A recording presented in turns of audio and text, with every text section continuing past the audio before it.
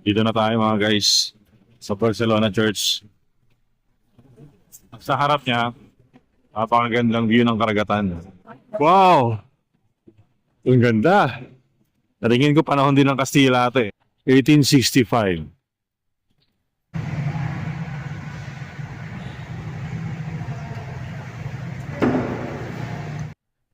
Ang unique dito guys. Ito, ang bintana niya may hagdanan. Para makadungaw ka. Wow. Nakakatuwa. Ay, lahat ng bintana niya may hagdanan. Galing na. Panglapad. Panglapad ng pader. Grabe.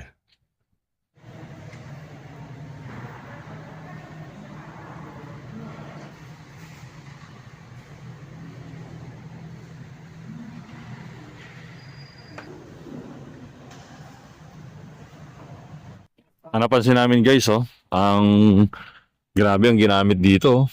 Yung mga corals, bato ng corals. Pero hindi ko alam kung original talaga na yan ang ginamit noon. Pero parang ito eh. No, pero yan nga talaga yata ang gamit dito noon kasi nasa tabing dagat siya. Yan ang ginamit ng mga bloke-bloke. Galing, no? Hindi siya bato. Oh, hindi siya tisa. Mga coral siya. Grabe. Tara, punta tayo na sa dagat. Okay. So meron din silang bay na ginawa dito. At, wow! Ang linaw! Sabi na nga ba, ang ganda. Sarap ng tubig, ang linaw. May mga isda pa, pero yung mga isdang mahaba eh. Linaw. Oh. Uchoy! Uy, pang marabis ka. Pabalay guys. Meron doon, no? Wow. This is Barcelona, Sorsogon. Tingnan natin. Huwag lang madulas. Pwede. Oo. Tingnan nyo kung gaano ka. Uy, may isda, oh. O, diba? Kita nyo. Wow, yun ang isda. Sarap ng tubig, yun. Grabe. Sarap maligo.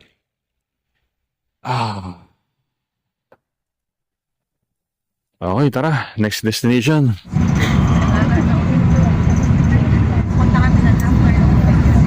Dito na tayo sa Bulusan Lake. Titingnan natin kung nasaan ang lake. Hindi ko rin alam kung ito ang Bulusan Mountain. At bago lang tayo dito, silipin natin, tingnan natin kung ano yung ano. Meron nga palang entrance dito mga guys sa 95 pesos. Mayang right. Kahit ako lang, sipot. Ngitan.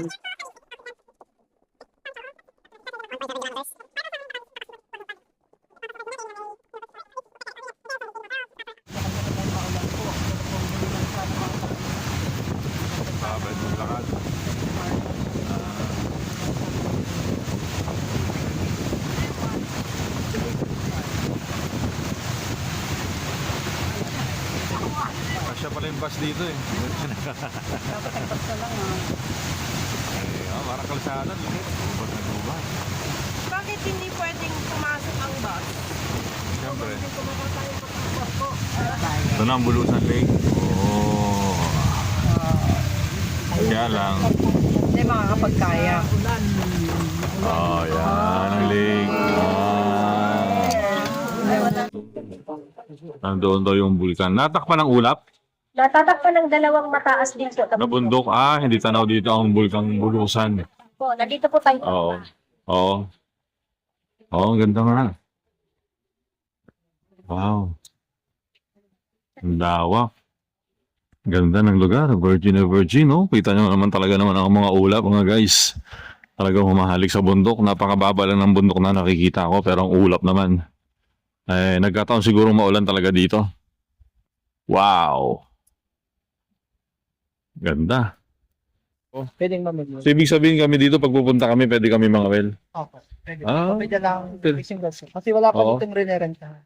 Kala ko pinagbabawal. Hindi pa. Okay na sa Tilapia ang karamihan dyan. Oo. Ayos Ano special sa Bulusan Lake? Pili? Pili. Dito sa Bulusan Lake? Dito sa Bulusan Lake. Oo. Anong pinupuntahan ng mga tao dito? Yung hanging breed. At talagang ano, yung view, tas pasyalan, marerelax. Ganda nga eh. So kahit mainit dito, malamig. Ano na pa ito?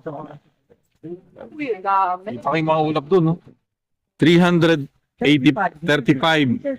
meters above sea level. Ayun palang something special sa ano. Ano ang sabi niya yung lake kanina? Mountain Lake. Yun, no? Mountain Lake. Yung palang special dito sa Bulusan. Eh, saan nanggagaling ang tubig nito? Po, Taran Forest na yan. Asarin Forest. Kasi, protected po talaga siya.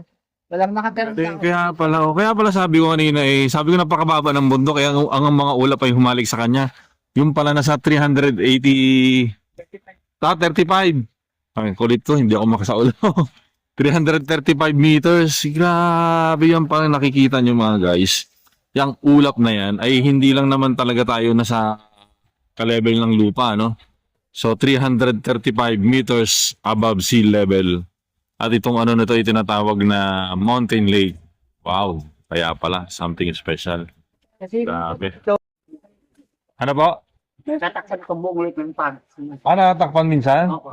Oh. Wala ka makikita tubig dyan. Oh? Grabe. Kasi 300 plus 335 335 meters above. meters above sea level. Kaya siya tinatawag na Mountain Lake. Grabe, no? Talaga naman na-excite naman ako. Ngayon ko lang nalaman. Wow. Parang sa ano yun. Ayan yung pag niya, minsan daw kapag maano talaga, nababalutan ng buong lake ng mga fog. Sabi ni Manong doon. Yun. Mountain Lake. 335 meters above sea level. Hindi ka mabubuhay. 78 feet. Opo. Kaya, Hindi, ano makikita sa ilalim? ano yan sir, putik tapos iba-iba may mga kahoy. Tapos ang pinakaisda dyan, tilapia. Tilapia sir ang pinakamarami. Oh. Tilapia, karpa. Kaso ang karpa dito hindi nahuli sa bingwit. Pinapana dito sir. Ganun? Oo. Sabi, no? May mga nahuli dito. Galing. Dati, ano, kasi, Oo. So, ibig sabihin, pag ano kami, pwede kami mga well. Kung may dala kami, no? Tsaka yung tubig ay talaga namang mukhang napakasarap. Napakalinaw, ang daming dahon sa ano, sa ilalim.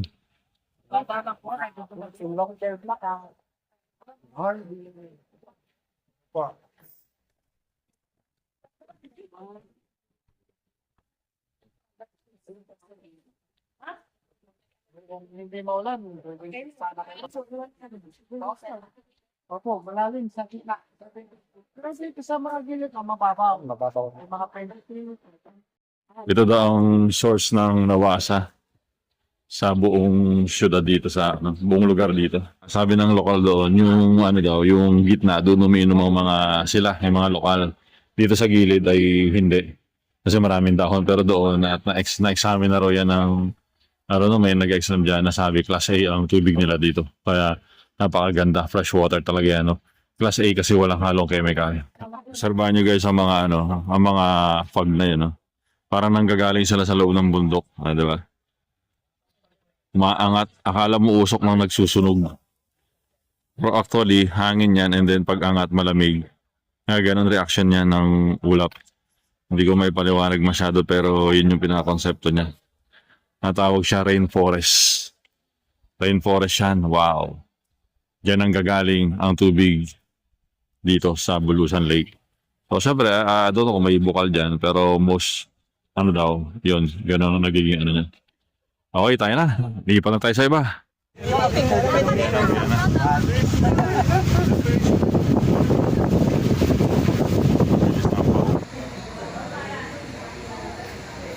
So, balik na tayo sa bus at next destination natin. Hindi ko pa alam kung saan.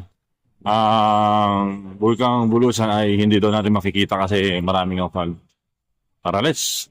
Mga guys, dito ulit tayo sa Plaza Escudero. Escudero pa rin Okay ito, 16,000 roses daw yan. Ganda nga. Gandang tingnan. Parang Christmas light, Tayo dito. Parang Christmas light lang na ginawang rosas.